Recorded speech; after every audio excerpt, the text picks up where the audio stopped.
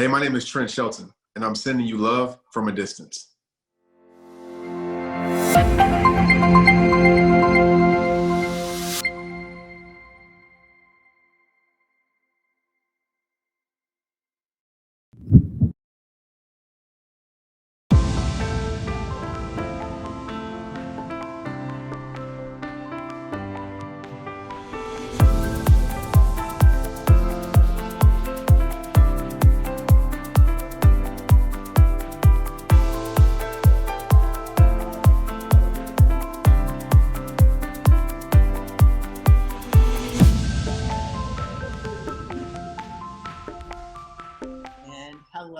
Hello, everyone, and welcome to Love from a Distance yet again, where we turn away from the chaos in the world to focus on the love in our hearts. And I love that love song that Erica Terry just shared with us called Blackest Energy. You know, we really take pride here at Love from a Distance in being able to introduce you to new voices and artists and talent and visions and ideas. And that song really had me over here sort of moving. I loved the phrase, be happy in the skin you're in. So no matter what skin you're in, here at Love from a Distance, it's all about the love that you bring to the skin that you're in. And that love needs to be turned in on yourself so that you can indeed share it with the world. And there is no one that is better at turning that love within and sharing it with the world than my sister friend, Iyanla Vanzant. Hey, Iyanla.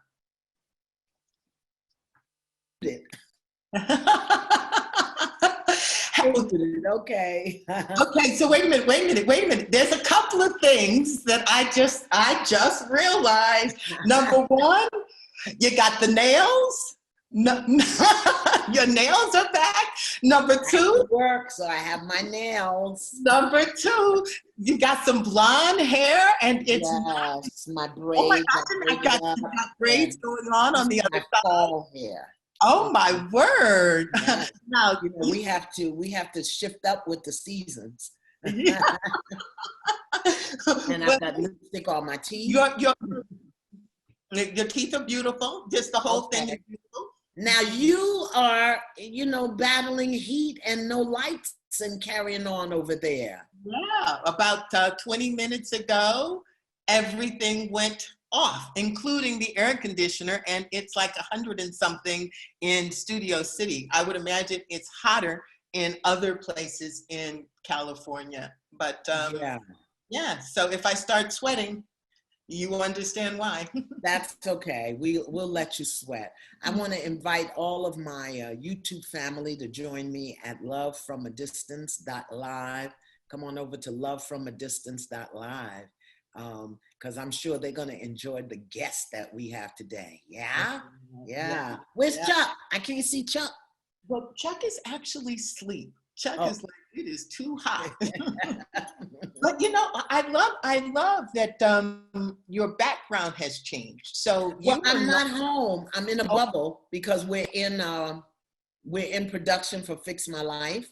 So they put us in a bubble. So I'm in the bubble. And so this is the bubble I'm in. Now, did you have to quarantine for 14 days when you got into Atlanta? You're in Atlanta? I'm in Atlanta, and we didn't do 14. We did 7. I did 7 at home, and then I came here, and somebody I didn't know stuck that thing up my nose, and I really wanted to hit him in the eye, but and they've done it twice. I feel like I'm being molested. Yeah, ooh, that thing, it is not nice, the sticking up the nose. Sticking that thing up your nose. But how often will you have to do that? Twice a week. Twice a week. Because, we have the guests come in from everywhere. We don't know. They have to quarantine for 3 days. They get tested when they get here, and then they quarantine for 3 days, and then we test them again before they meet me. Because all is good until the host tests positive. which I'm not going to do. No. I'm not having no corona. But, you know, we just have to be Corona, safe. be gone. Yeah. And I don't know why they don't do the saliva test, but, you know. Anyway, I'm free and clear. I'm free and clear. Yeah. Yeah. So. You know, it's been such an interesting journey from the beginning. You know, we stepped into this, I don't know, back in March, and it is really interesting to see us move through. I can't say we've moved through Corona, because Corona is still very alive and well within the U.S., but we have to go back to work, and seeing that experience and navigating that experience it's really quite interesting. You know what's so sad to me, both in my neighborhood and then here in Atlanta, because we've been producing here now for about 3 years. And there were little places that I like to go, you know, either for food or places. And a lot of places didn't make it through the corona. You know, stores, like my cupcake store is closed, my Butterburger place is closed. So you know, it's real. At home, huh? They're closed temporarily, or they have gone out? They're gone. They're out of business. You know, even for my body products, for Masterpiece, I lost so many of my scent suppliers because, you know, people were making hand sanitizer. They were not using oils. And so I lost 3 suppliers, which forced me to change my scents. And so for my longtime customers, they would write me, there's something wrong with this. This don't smell right. And I had to say, we lost the supplier. And so, but you know, that's a piece that I don't think people are really looking at, is the number of small businesses and independent businesses, women-owned businesses that have gone out of business because they just couldn't survive that, you know, 6, 7, 8 weeks with no customers. And a lot of us didn't get the PPP money. So a lot of businesses didn't survive. So I'm just praying for them and lifting them up, and you know, it's gonna be what it's gonna be. Yeah, you know, we are all making history here. It's a good thing that we know how important it is to bring our minds back to the idea of looking for the gift in this, you know, looking for that silver lining, looking to make lemonade out of these lemons, because we're not through this, and we're not going to be through this for months, if not a year or 2. So well, I think that we could get through it quickly if we would get our heads right. I know people trying to get their money right. And tonight, hopefully, we're going to help people get their relationships right. That's why I want my YouTube people to join me at lovefromadistance.live. Come on over to lovefromadistance.live, because I'm not going to be on here much longer. But if we would get our heads right and really start thinking progressively, and understanding that the universe is showing us who we are. You know, we've been infected for a while. Infected with a lot of things. You know, our families are infected, our communities are infected, our government is infected. And then we have the head of a government that's really showing us the underbelly of our consciousness and our hearts. And we're making it about red, blue, Democrat, Republican, and it's about us, you know, because there's laws in the universe. And so by the time you see it out here in the world, it's been going on in here, in your landscape. So I think that we could really blow this thing out if we would just stop looking out and start looking in, and stop worrying about the worldly things. But what can I say? Let's see who's in the house tonight. Cincinnati, Ohio is in the house tonight. Yeah. New York is in the house tonight. Richmond, California. That's what you are. Chi-Town is in the house in Miami. And North Carolina, Seattle. Hey. Fort Worth, Texas. The ATL is in the house. Sacramento's in the house. Dayton's in the house. Where are you? You're LA. I'm LA. You're LA. Trenton, New Jersey, Phoenix is in the house. Phoenix, Maryland, BK, my hometown. Please send me a roti from Ollie's down on Fulton Street. I would do anything for a roti from Ollie's on Fulton Street. Cleveland, Beware, Delaware, Birmingham, New Jersey, Kansas City, Harlem's in the house, Alabama, that DC is in the house. Have you seen the Black Lives Matter on the street in DC right across? Philly's in the house, Yes, Nashville, Toronto, Canada, Columbus, Ohio is in the house. Yeah, Jamaica is in the house. I'll take a roti from Jamaica too. No, I don't want roti. I want what is the stuff? Oh my Lord, I can't even think of it. What's the chicken they jerk do? chicken. Jerk. I want jerk. Not a jerk, I want some jerk. Tuskegee, yay! Not walking jerk, but a tasty jerk. Yeah, I don't want a two-legged one. St. Louis, B. Moore is here. Yes, Black Lives Plaza. So we got, Rotterdam, Holland is in the house. Welcome. And France is here too. I saw France pop up. France is here. Yeah, and there's the jerk chicken. Who's over here? Palm Beach and Clemens, North Carolina, New Bern, Alabama. It's just amazing where we are and that we can connect like this. Isn't that wonderful? Yeah, you all need to come over to www.lovefromadistance.live so that you can see Tina and see our guests and be really here with us, okay? London is in the house. Yeah, so that's good. We got a good time. I'm happy that all of these people are in the house because we have, as a guest today, a young man whose dream was to be in the NFL. He fulfilled that dream and then found himself unfulfilled as a human being. And how often does that happen? Yeah. But what he did something extraordinary. He actually decided to turn his glance inward and began to ask himself some important questions. He started to actually do videos on YouTube, I think it was, and these videos now receive like 50 to 60 million views. Million views. 50 to 60 million. Yeah.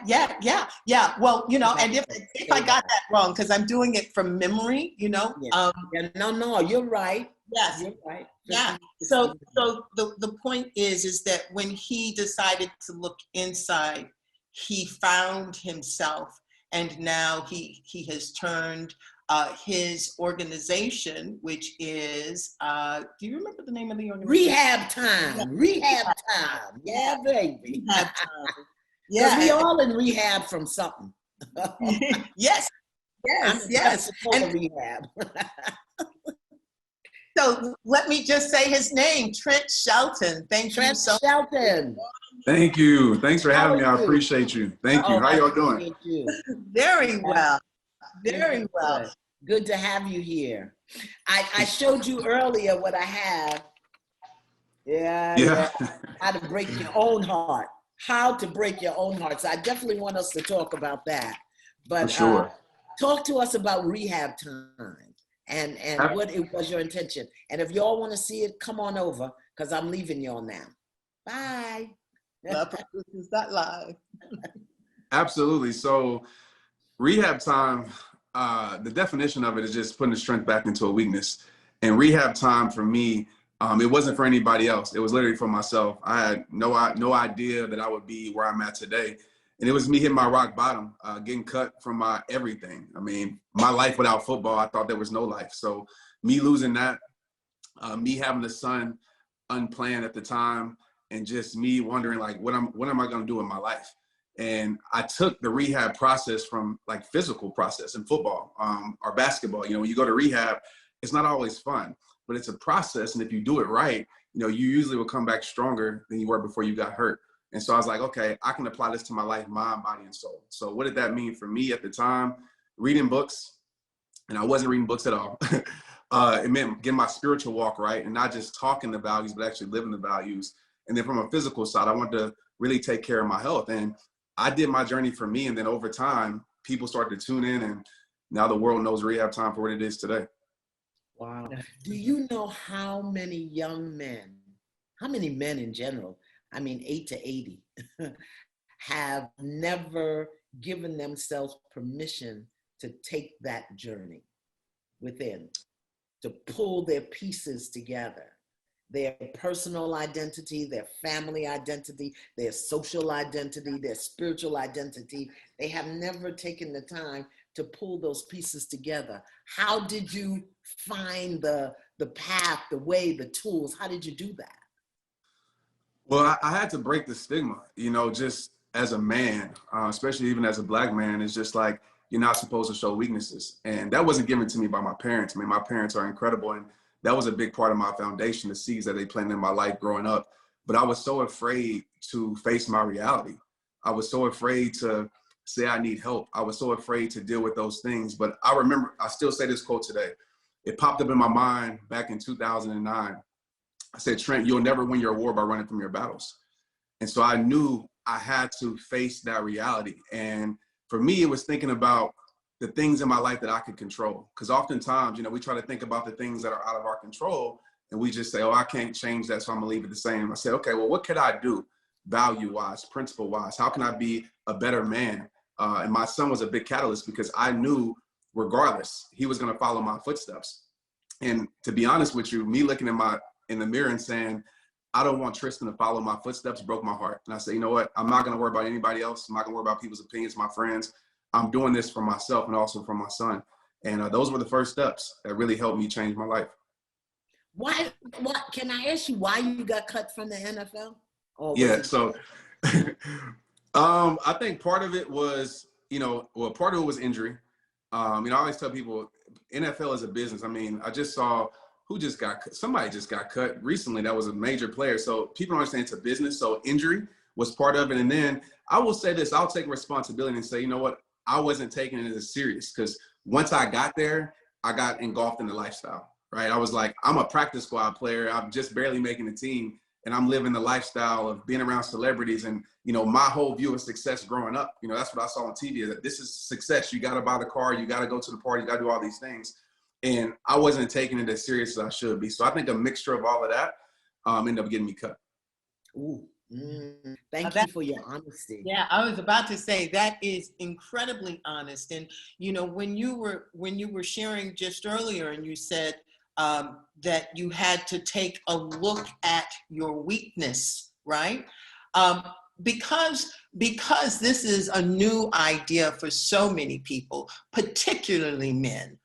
I would love it if you could share with us like a moment when you had to have a conversation with yourself and choose vulnerability or choose, to deal with a weakness. What did that look like? Yeah, so I remember this vividly, this one moment. I feel like I still even have those moments where I look at myself and I have to have honest conversations. I feel like we're always growing and evolving as human beings. Me too. And yeah, we all should be doing that, right? But I remember me being in my parents' house in my room. I just got released for like the 30th time, and I didn't want to go out because it was September. And so if I'm out in Fort Worth, people are like, why are you here? Aren't you supposed to be in Seattle? So I was really suppressing everything. And I always say suppression turns into depression. So I was depressed at that moment. And I looked around my wall and I had pictures of my son. I had pictures of, and I don't know if y'all know about my story, but one of my best friends committed suicide. So that was a big catalyst for me. And I remember looking at him and it was just, what are you going to do with your life, Trent? And do you want to die unhappy? Do you want to die unfulfilled? Do you want to go through this life feeling like this for the rest of your life? And my answer was no. I didn't know exactly where I would end up, but I knew where I didn't want to stay anymore in my life. And I said, you know what? I don't care about the judgment. I don't care about the criticism. I'm going to take these steps. And I had to leave people behind. I had to lose friends, lose people I thought cared about me. But that was a part of the process. And so if I would have never took that step, I would have never got to the destination I'm at today. So when you started Rehab Time, you were really just broadcasting. See, that's you youngins do that. Let's get on and start talking about, I brushed my teeth today and I had 2 Cheerios. So you were really just sharing with people your personal journey. And then grew into this thing that is amazing. I want to really talk about this. The manual for how to break your own heart. And I want to share these because, like I said to you earlier, I think this applies to just personal relationships, family relationships, work relationships, our political environment right now. So I want you to tell me what you remember about how you learn these things. These things are delicious, Tina. I have to get a tissue because I'm drooling out the side of my mouth when I read it, okay? The manual on breaking your own heart, okay? It says, staying in a situation for all the wrong reasons when they have given you all the right reasons to leave. Come on, somebody. Oh my. What is that about for you?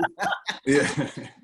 Well, No. it's a holistic approach. I mean, whether it's friendships, relationships, partnerships, like oftentimes we allow our insecurities, our vulnerabilities to make us stay blind to what we see. Like we know what it is. And I always say, like, why are you asking for more signs when somebody's already gave you reasons? And so I had to look at my own life, at some of my friends. I had to look at relationships. I had to look at partnerships and say, it's on me. Like if someone has shown me who they are over and over and over again, and I'm choosing to see them as who I want them to be and not who they truly are, then I can't say they're breaking my heart. Now I have to say I'm breaking my own heart. So that's where that one came from. And is that tied into ignoring their actions and trusting their words? Absolutely. I mean, I think we all know, words lie, actions don't, but I'll even add this, actions can sometimes lie too. So I always say, ignore words, kind of, trust actions somewhat, but really what you should trust is consistency and patterns, because patterns don't lie. Because somebody could give you the right action just because they want to bring you back, right? Or they know the bait to throw at you. So I'm always looking at someone's patterns or someone's consistency. Give me consistent action instead of just consistent words. I always say, I'm deaf to what you say until your actions give me a reason to listen.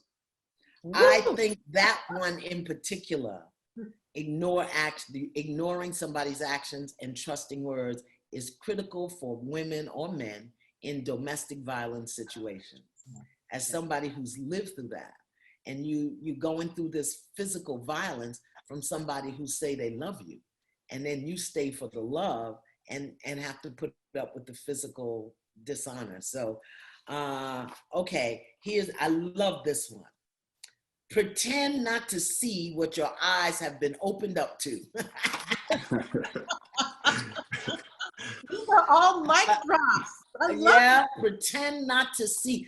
But as a man, talk to me about what happens for men. I kind of know as a woman what happens. Mm-hmm. When my eyes are opened up to something that I didn't see, the first thing I do is either go into fear or denial. What is it for men? What did you do when your eyes were open?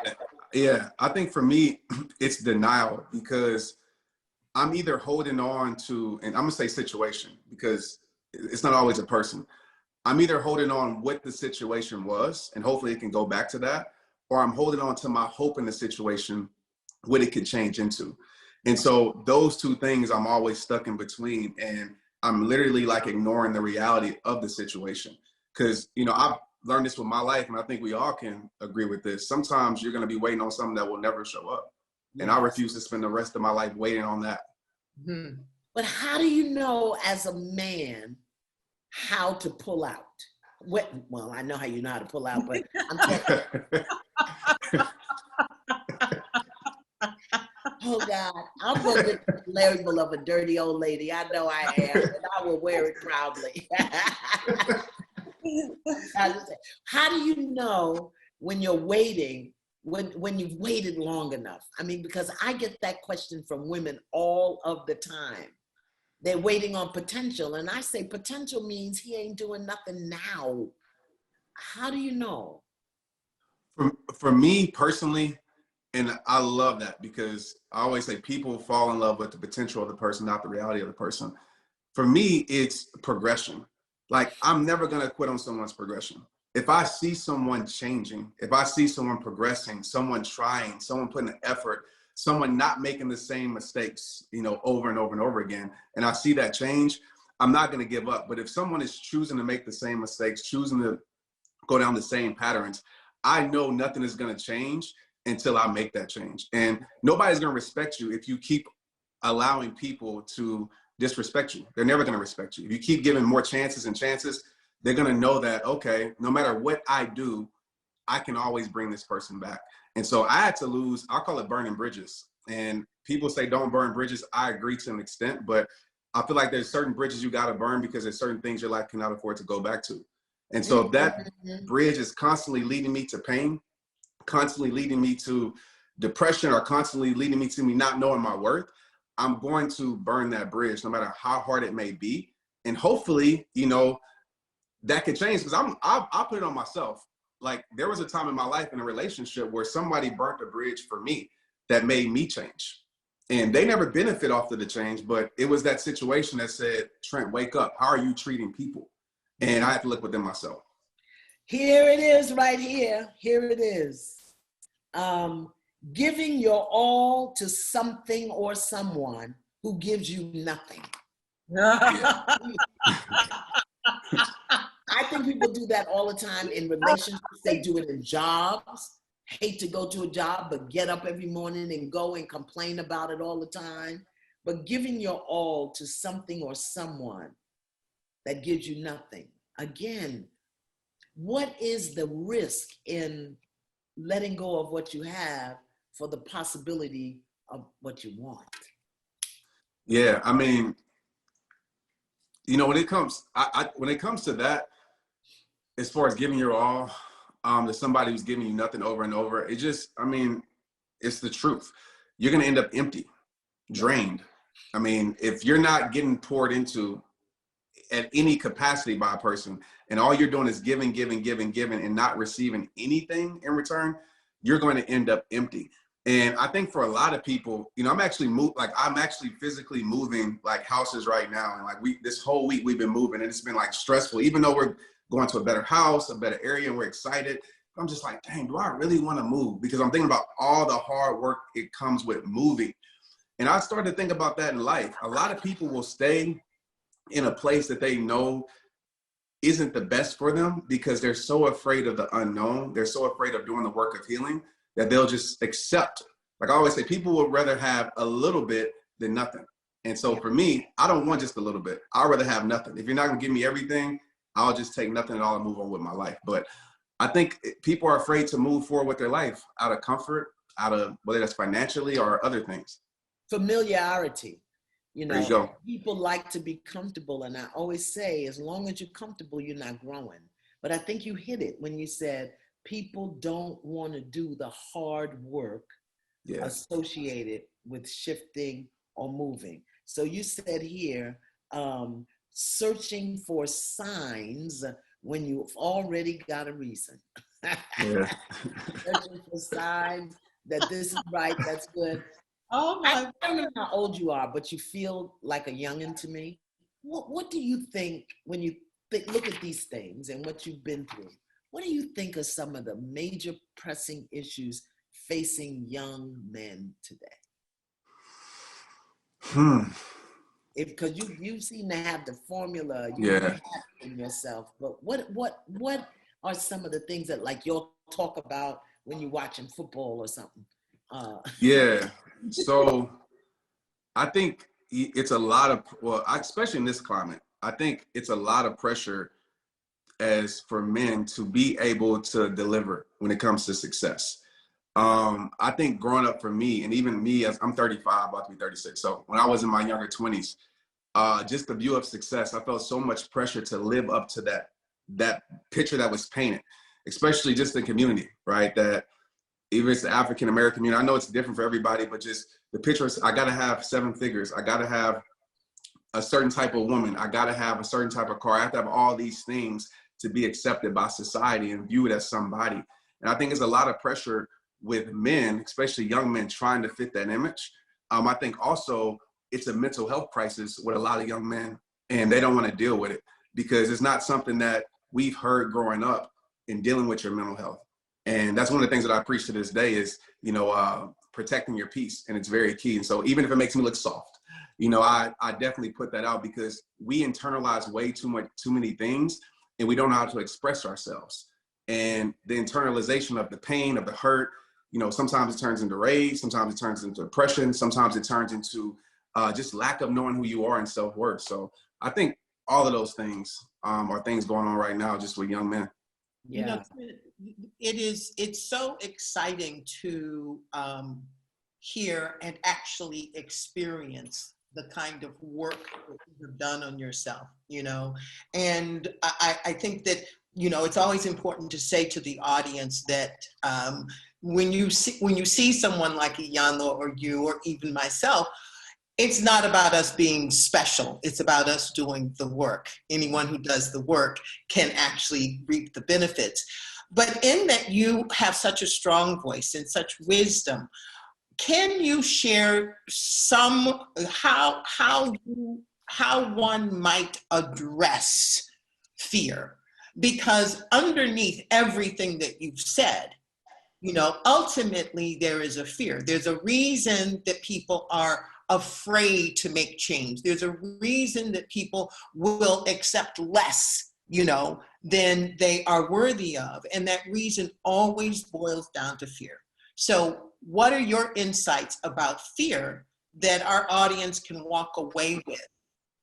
Absolutely. That's a great question. When it comes to fear for myself, and I think everybody could take this and apply it, just simple. Fear, obviously, you know, we know that false evidence appearing real. But this is what fear is.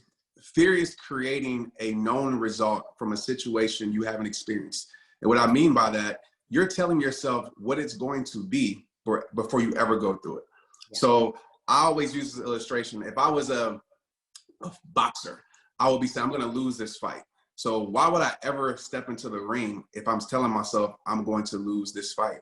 I would have a long story about skydiving that really taught me a lot about fear, but I don't want to go into it. But in that moment of skydiving, that I was asking myself, why am I so afraid? Obviously, like, I'm going to die, the parachute's not going to open, all these things. I started to think about all the areas of where fear was controlling my life, even as a public speaker. I was like, why am I so afraid to speak in public? And it came down to those things. I was telling myself what it was going to be before I ever experienced it. So this is what I would tell people. If you look at fear as a door, right? And that door of fear is keeping you from everything that you were created to be, your healing, your growth, your success, the greatest you. And if on the other side of that door, it's something that's limiting, right? It's something that I'm going to fail, I'm going to lose, nothing is going to work out. You will never find the courage to walk through that door. But if you say, you know what, no matter what happens when I walk through the door, I'm going to grow, I'm going to get something out of it. Because listen, we depend on perfection too much. Perfection is made up of mistakes. You know, the road to perfection, I always say, is an ugly road of a lot of progressions, a lot of mistakes. And so if you start approaching life to say, you know what, no matter what, I'm going to get something out of it, then you'll start to walk through that door of fear every single time. So a simple way to ask yourself is, what awaits on the other side for me? And make sure it's positive and something that's not limiting. And I think you'll find your way through fear every single time. I talked about it the other day as ants. And whenever fear is triggered, we have ants that start crawling in our mind. And ants are automatic negative thoughts. I agree. And those ants start swarming in our, and it's how we tell our story and what we do. Can I ask you a question as a young man? Absolutely. I'll speak for myself.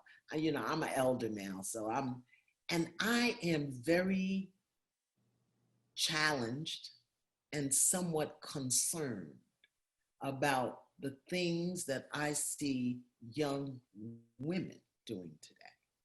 Mm-hmm.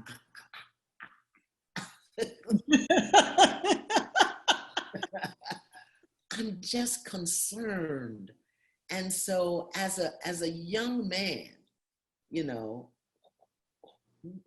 have things changed? I mean, are y'all looking for something different in women than we was when they was looking for when I was? What is going on? They half naked, they cussing in the street, they fighting each other. I don't understand. Help me. So I think, excuse me, I think we live in a time where attention is become the greatest drug for people. Thank you. So, okay, I thought so. Okay. Yeah, people will lose their respect, lose themselves in order to gain what they think that they want and need in their life. And so let's just social media, you know, women will, men do the same things, but women will go on there, and even if they don't want to do it, but if this is what people like, if I'm getting likes from this, if I'm getting attention from this, oh, I'm going to lose myself and I'm going to do these things. And the dangerous thing about that is you're going to come to a point where the attention is going to leave. And you spent your whole entire life trying to impress people that were just infatuated by your looks, just infatuated by your external. And you get to a point now, you have lost yourself so much because you weren't being true to you. Now you don't even know who you are. And so I think it's an attention thing, you know, whether it's, I don't want to blame, you know, what we see on TV or what we see, you know, people being successful and doing these things. But I think it's, oh, I have to do that to get this. So let me do it. And where did that come from? Tina's successful. I'm successful. I didn't do that. I don't do that. And Tina didn't do that. I mean, well, so where did that come from? Is it really social media? I think a lot of it's social media. I mean, two, it could be the household where they were raised. I mean, the seeds that they were planted in. But I think it comes from social media. I know personally people that aren't like that online. I mean, aren't like that offline, but online they're a totally different person because perception, as I like to say, has become the new God. Just being honest with social media. People fall in love with how other people perceive who they are. So they lose themselves for that. And so if I could, you know, dress like this, or I could dance like this, if I can show this, and this is going to get me 10,000 likes versus a smile on my face and just a high only gets me 1,000. Oh, I'm going to keep doing this because this is where the intention is. And if you don't have a strong sense of self and respect for yourself, you'll fall victim every time to it. But okay, so here's what I used to say, because I grew up in the heroin era, in the drug era. And I used to always say, why do drug dealers have girlfriends? Why would a woman subject herself to being in relationship, being intimate with a man that's pumping poison into the arms and the minds of our community? Why do drug dealers have girlfriends? I want to know, why do, I don't know what to call them, half naked, fake boob, fake butt, fake lip women have boyfriends? What are you young men looking for? Because I wonder if young men didn't approve of it, would the young women do it? Would they do it? That's a great point, because Well, do you have an answer for me, youngin? like my wife doesn't have none of that. So for me, I'm always like, obviously I'm not gonna say I'm not infatuated by her external. She's beautiful, but what's even more beautiful is her soul, because I know that's what's gonna last, right? Her internal. And I think with guys, it's just like, you know, if I can go back to my 20s, 24, 25, 22, it's this pleases me, right? Or this looks good, or that could, I'm visualizing, oh, maybe having sex with that woman. Oh, I could do this, I can do that. And so I think a lot of women now are seeing the attention, and they know exactly what bait to throw to be able to capture these guys' attention. Because it's even the same thing, like women will be, you know, and this is kind of getting, I don't know, this is like, I want to talk about like relationships and all this stuff getting deep, but no, that's okay. Let's talk about it, because I'm trying to understand. So I told somebody the other day, I had a conversation, and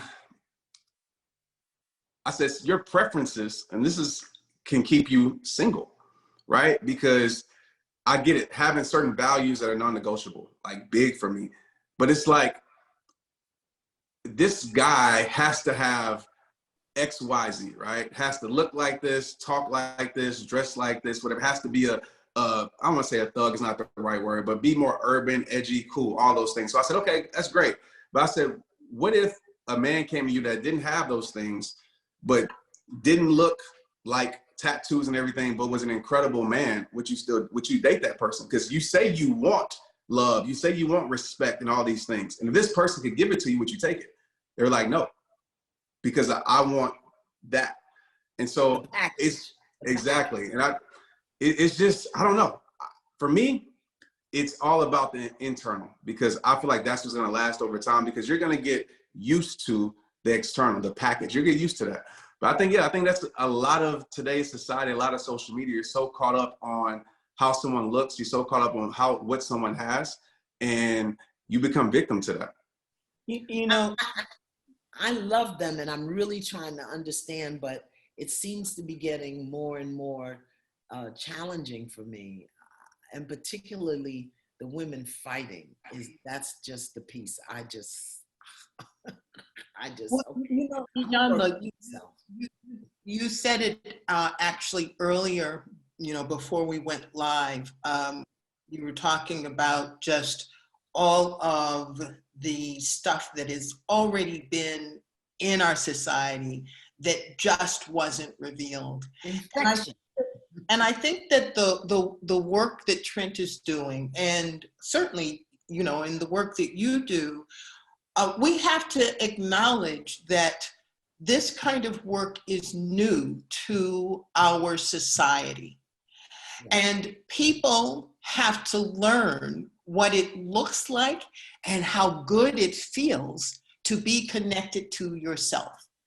And we have had a society that has put, you know, attention and money and fame ahead of actually having a connection to yourself. And I think that as these people learn, you know, the tools and the processes for doing what you did, Trent, for, you know, taking that inward glance and seeing that you weren't where you wanted to be and then making choices to move forward, that's why your work is so important. Because until we normalize this conversation, until people can see that, I mean, a lot of people don't even really know that they're behaving as broken people. I know, that's the piece, you know, and so that's why I really work hard not to make it wrong.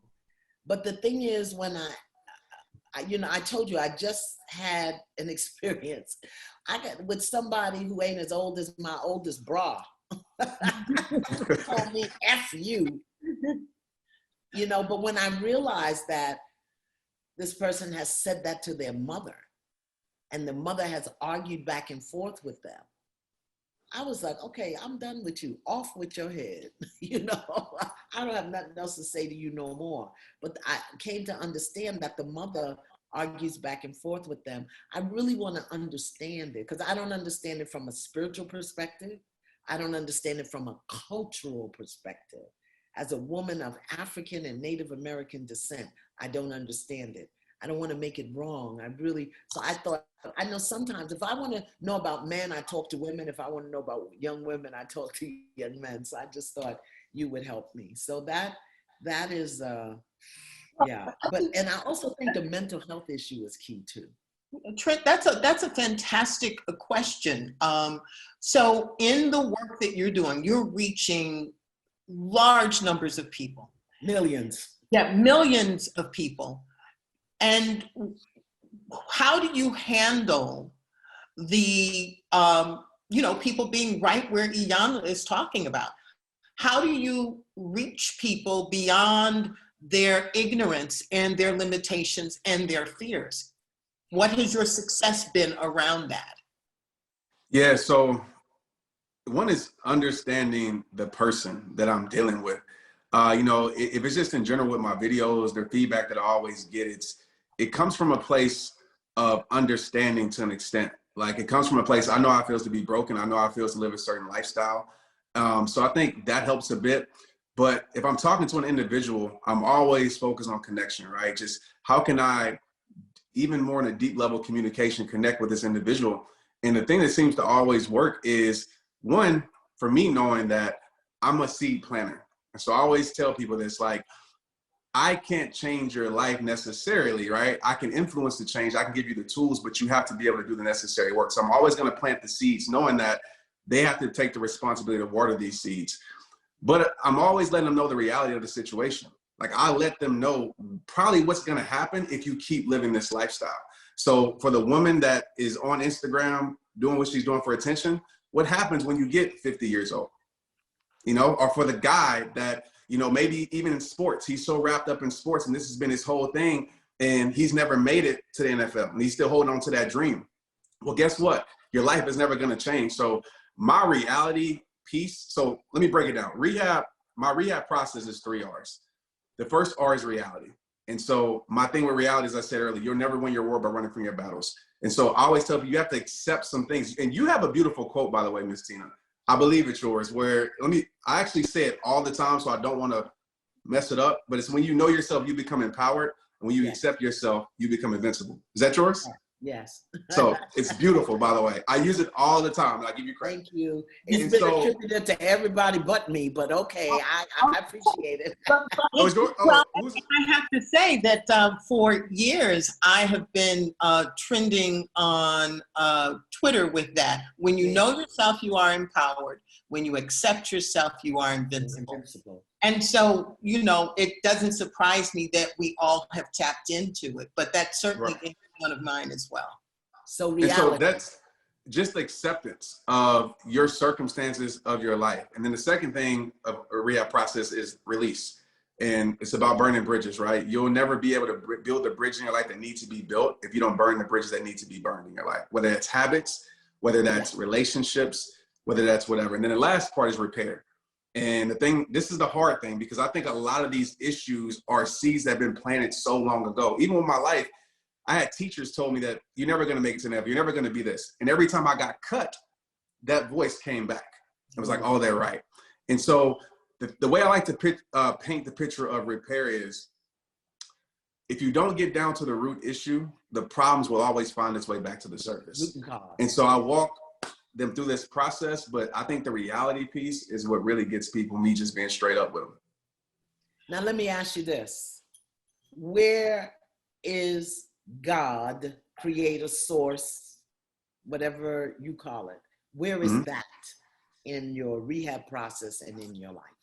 So in my life, it's my center.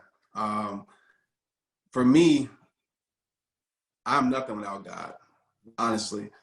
You know, when I tell my story, it doesn't make sense. Even when I made my videos on this phone, I didn't feel like I had the knowledge. I'm an introverted person by nature. So even to this day. And so God allowed me to go through places I didn't understand and bring me to the place where he needs me to be. And in the rehab process, it's the repair part. You know, depending on somebody's beliefs, but I'm always going to tell people, like, rock bottom allowed me to make God the rock of my life.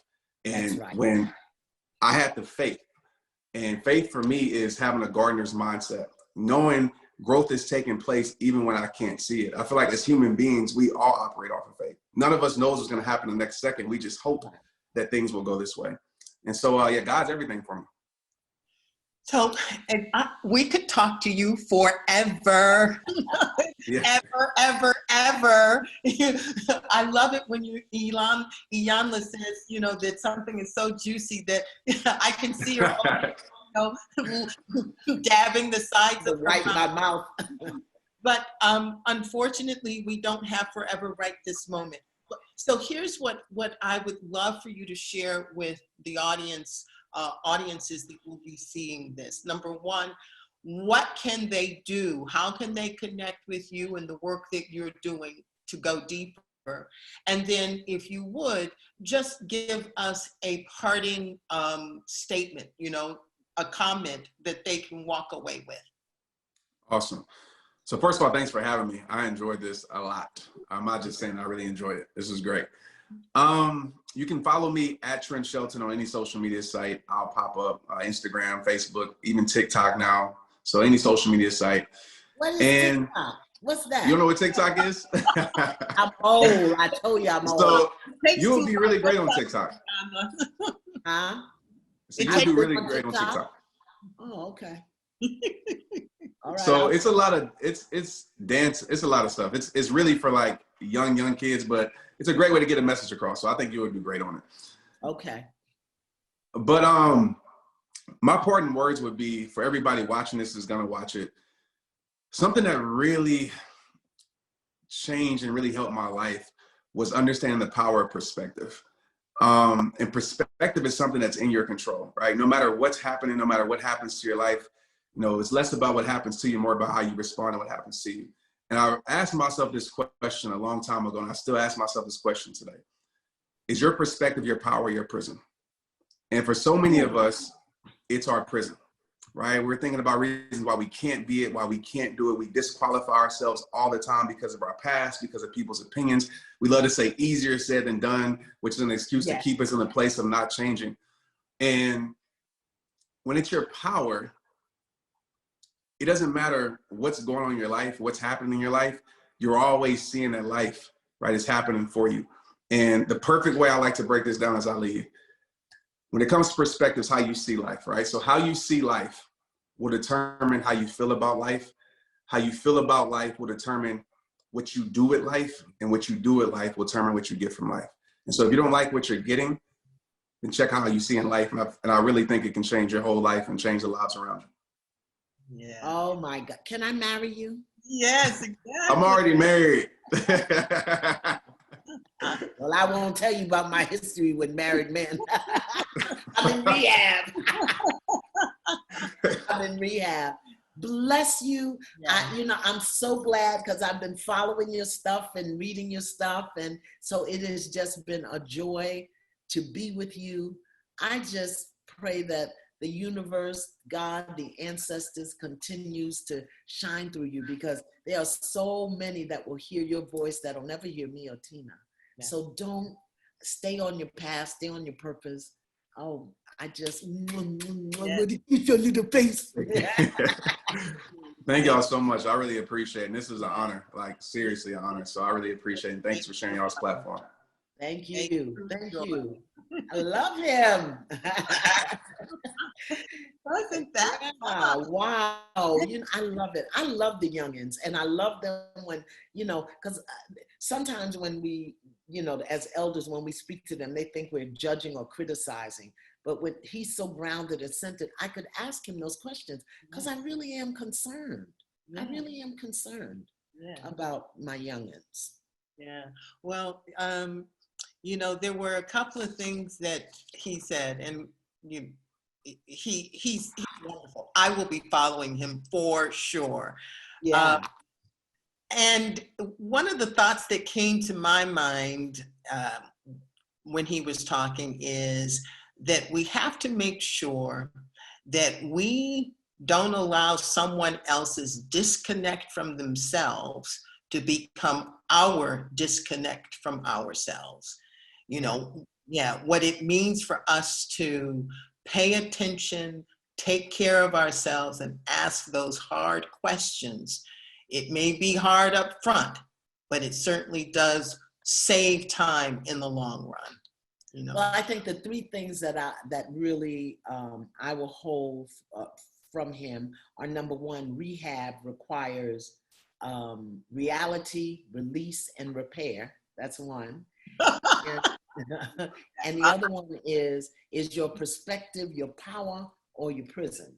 How you're seeing stuff will either empower you or imprison you. And of course, my favorite, he didn't say it this way, I always say it this way: don't be afraid of rock bottom. Just remember God made the rock. That's beautiful. That's beautiful. And from rock bottom. If you knew what was down there waiting for you, you'd buy a ticket. Let me get a ticket to rock bottom. Yeah. On that note, it is, let's tell the people, remind our audience that next week we will not be here. So don't think that there's something wrong. Next week we are dark, but we will be back the following week. And I think that's the 20th. I'm not sure about that because I don't have that paperwork in front of me. We thank you once again, our love ambassadors, for showing up, being a part of this conversation. Having you here helps us to extend ourselves and these messages in ways that really do make it into the world and make a difference. You are making a difference by joining us here, and we thank you and appreciate you for that. Iyanla, please say goodbye. Okay, and next week is my birthday, so happy birthday to me. Happy birthday to me. Yes, and always loving from a distance. Have a good week, Tina. I'm going to surround you in light and prayer that this heat wave and all of the wonderfulness going on out there, that you are protected by the angels, the ancestors, the guardians and guides. Deep bow to you, my sister. Deep bow, deep bow, deep bow. You all stay around for the musical exit. It's beautiful. You'll want to enjoy it. Thank you, Iyanla. Be well.